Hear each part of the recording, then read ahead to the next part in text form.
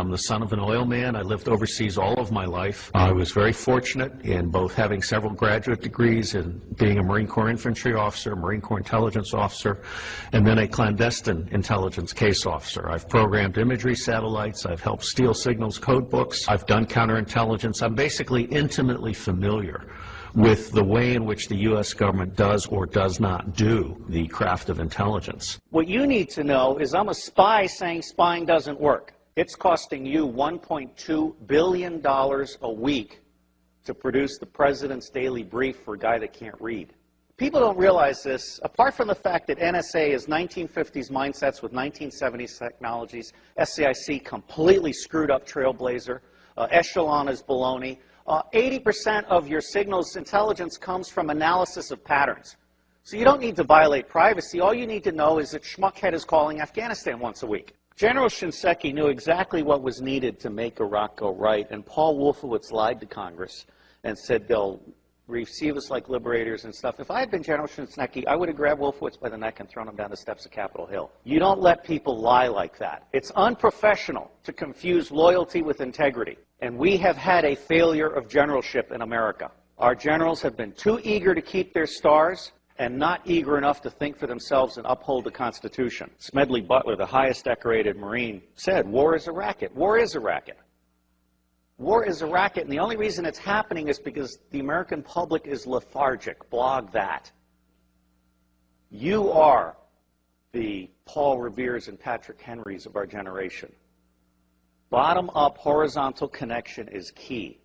Sharing at all levels, not top-down control. Public intelligence and influence is about to take off. We are about to bury rule by secrecy.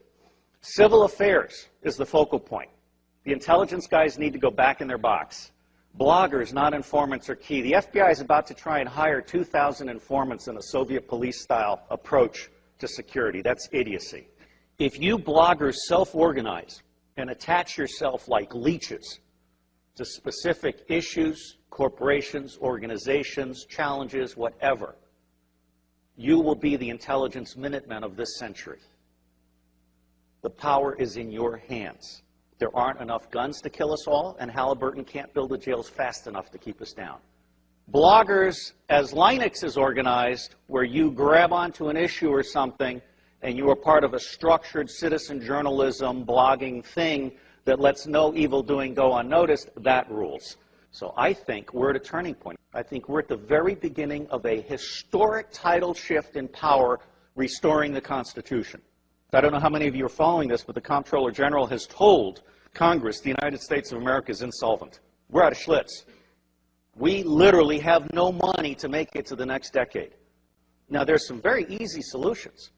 I can eliminate all income taxes tomorrow and have more than enough money to fund the government by using some other guy's bright idea. We tax the Federal Reserve at 0.0006, doubles our money until we decide to put them out of business permanently, because we certainly should not have central banks. We've put together an electoral reform pledge, and it's my view that any member of Congress, any member of the Senate that refuses to sign both the constitutional pledge, supporting the Constitution, and the electoral reform pledge should be put out of business. And I believe that will be 95% of all of these people. It may be time to literally dump Congress on its ass and start over. The government has gotten stupid to the point that it can't write a statement of work.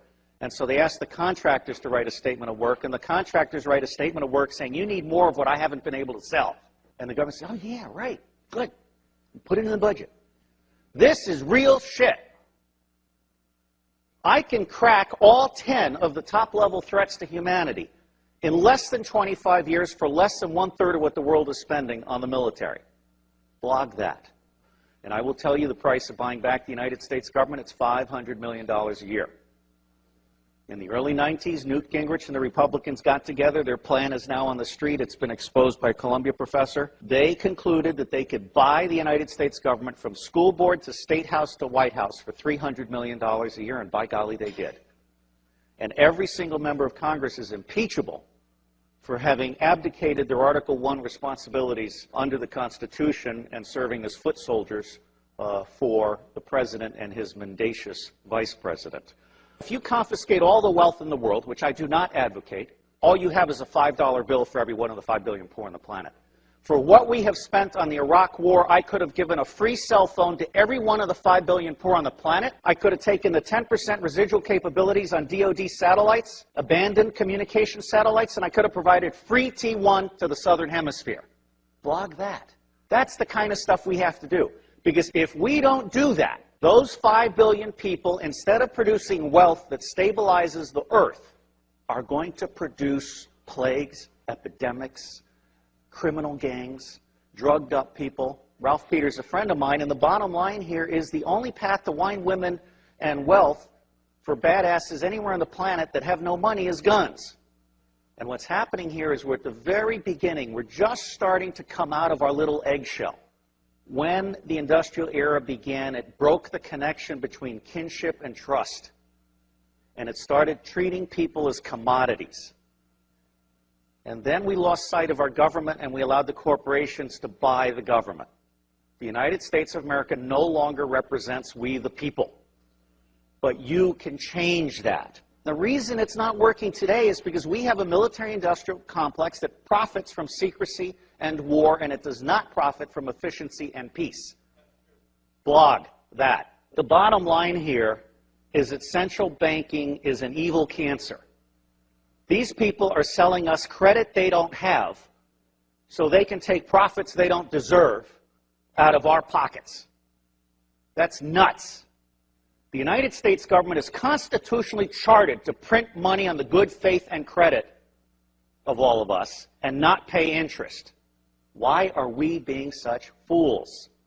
Well, unfortunately, if you fight them, you get assassinated. Lincoln and Kennedy were both about to print money and not borrow from the banks. I can't connect those two dots, but I can tell you they're side by side. But the reality is the federal government is broken in every possible way. And it's going to be localized, bottom-up resilience networks. They're going to save us. That's where you guys come in. Our educational system stinks. It beats the creativity out of kids by the time they're in the 4th grade. It forces you to become a blogger or hacker in order to become creative. So you guys are the lifeboat. We've gone from America the Beautiful to America the Shit. Now, I believe we need to start blogging retrospective impeachments. I'm not saying we need to hang them or tar them or feather them, just out them.